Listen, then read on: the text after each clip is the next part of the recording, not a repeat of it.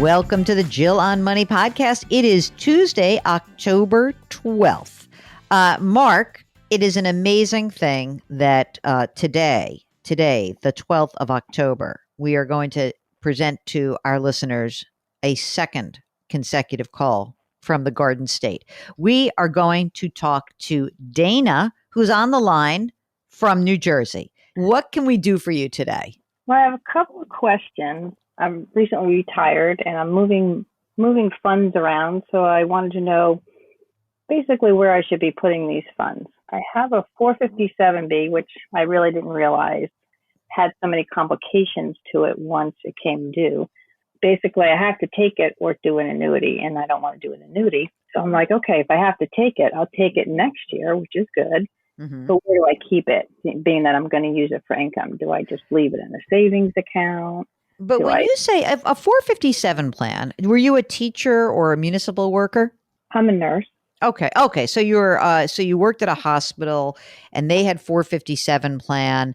And when you say you have to move it, you don't have to take a distribution. Can't you roll it over into an IRA rollover account, or is that not allowed? No, not allowed. This particular plan was only allowed to move over to another 457, but since I don't plan on working within the next year, maybe after that I might, but within this year I know I'm not. I have the option of taking the distribution or keeping it as an annuity. What is the lump sum amount? The lump sum is about $82K. Tell us what else is going on in your life. How old are you? I'm 65. Recently retired in June. My husband's 70. He retired about a year and a half ago. Your husband, is he receiving Social Security right now? He is. How much is that? I guess he gets about $3,000 a year. A month. $3,000 a month. Under that, yeah, right. Okay, got it. You're not receiving Social Security yet, right? No, I decided to hold off till at least full or maybe longer. Okay, great. Are either of you entitled to a pension of any amount? He has a pension that he has a small pension, about $18K a year. Mm-hmm. I have a cash balance, which I could use as like an annuity, but I'm decided to roll that over. Okay. How much was that cash balance? The cash balance was $232. And that you already have rolled over, right? I'm in the process of. Are you managing it yourself? I'm putting it back into like a TIAA 401k. I do have a financial planner. Mm-hmm. And when I rolled over my 403B, I rolled it over to that financial planning place. But there's a 1% commission on that. Not a commission. You mean an annual asset management fee, right? Correct. Okay. How much is in that rollover account from the old 403B? So rolled over 1.2. Ooh, hello, Dana. Yeah, okay. And what about your hubby? Does he have old retirement accounts as well? Right, he's got about $500K in an IRA that's being managed with the same place. Mm-hmm. And then he's got stocks from an old company that he worked with. That when he does decide to take it, it'll be like the 15% tax rate and not the full. Okay. How much is that? Rate. I think he's got about $300K in there. Look at you not knowing about $300,000. Look at you, Dana from New Jersey. So you got a bunch of money. What does it cost for you guys to live your life on a monthly basis? So on a monthly basis, it's about to run the household about $8,000. And I don't hear this very often, but I know there's a lot of couples who do this. We keep our money separately. I love that. What's wrong with that? So how does it? Tell me about how. I hear people say that, though. No. And I know a lot of people who do. So even though we have our own retirements and stuff, basically we fund everything for the house, and then whatever's left over, you do what you want with it. I got you. I got it. Your husband gets $3,000 a month from Social Security. His pension's $1,500 a month. What's making up the difference there? He's taking $20K distribution. $28,000 and $18,000 and $20,000, and now you pay for your life and everything's fine, right? You own your house? We own our house. We have a HELOC on left over on it. Mm-hmm. About how much? About $50K on there, and because interest is so low, I've actually been putting more into an emergency fund in cash because learning from your podcast. I didn't really have a dedicated emergency fund, so I'm working on building that up a little bit more. Okay. That's good. That's great. So when you look at the house value, what is it about approximately? Probably about 600K. And you're going to stay there? Yes, we like it here. Great. Okay. So when you look at the future, is there any need that you have for cash in the near term? We do plan on taking 1 or 2 trips. We do ski, so there's money that goes towards that. And we're gonna, do some renovations on the house, but maintenance more, painting, that kind of replace carpets, that kind of stuff. And besides that money, the stock account that your husband has, is there any non-retirement assets that you have besides your emergency reserve fund? Yes, we have probably about 70K in stocks jointly, and then I have another 15K in like a mutual fund that I just let sit there and grow. So we do have that. Yep. And we do have other cash, like he has cash, I have cash. I have about 40 some thousand cash for maybe a car or whatever, any kind of emergency that might come up. So I kind of just keep saving towards whatever. It's like my emergency fund for me. Right. Next year will be your low earning year, essentially. Next year will be the year you don't have income. Right. And that's the year I'm taking that. I have to take the 457B. Okay. And then where do I keep it? I'm going to not take any more distributions from my rollover. Right. Where do I keep this? Because that's what I'm going to be living on. So the lump sum of 82, you're going to keep in. Well, let me ask you one other quick question. You have all this emergency reserve money, and the 82 has been taxed yet or not been taxed yet? It has not been taxed. It will not be. Okay. So you're going to have to leave some money. I put it in cash. I put it in the live on it, leave it at that and use the money and spend it. I think that there's a lot of accounts all over the place. I'm a little bit worried about the idea that not worried, but there's a lot to keep track of. So if you like the financial planner and you think the financial planner is a great person and has done right by you, you may want to just have some sort of global look at what's happening. You have plenty of money. You're not going to run out of money.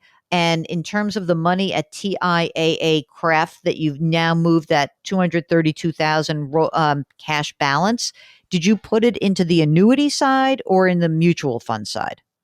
Yeah, I put it back into the 401k. I have the option to actually stay in the same plan from where I worked with the same rates and everything, which were very low. Yeah, that's good. Rates.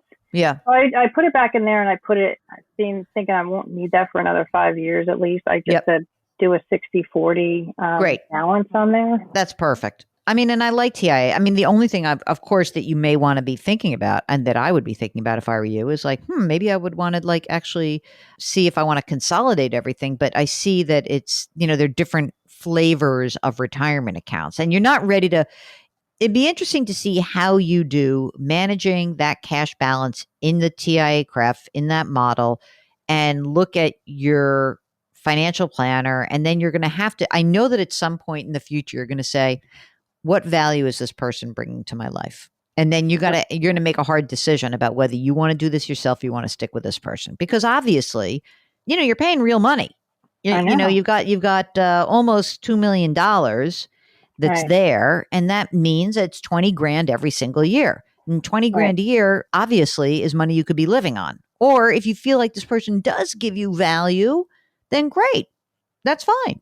So this person is not a fiduciary. Can I ask you this? How do fiduciaries make money? Do they charge that same kind of fee? So it's interesting. The fiduciary just says, I have to tell you what's in your best interest, even if it's not great for me, the advisor.